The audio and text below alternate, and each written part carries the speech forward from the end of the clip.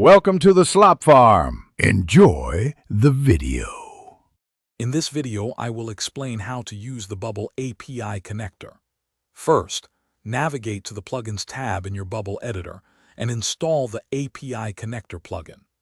This essential tool lets your Bubble app interact with external services, bringing in data or sending information out. It's like giving your app a voice to talk to other applications on the internet, greatly expanding its capabilities beyond what's built in. Next, click Add another API and give it a descriptive name.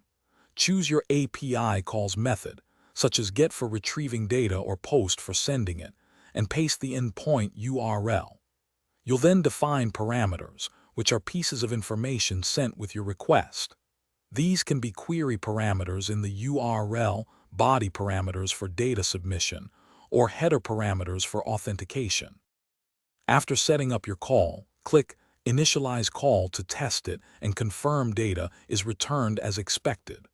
Once initialized, you can integrate this data into your Bubble app. For example, use a repeating group to display a list of items retrieved from a GET request.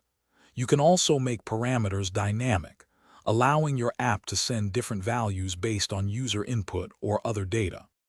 For more complex integrations, explore authentication methods such as API keys or OAuth 2.0 to secure your calls.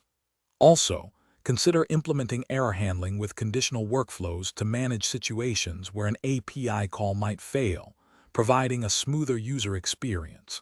Remember to check the description for a link to grab some little trees, black ice, and other great deals. This helps keep your car smelling fresh and supports the channel. Thanks for watching. Consider subscribing if we helped you today.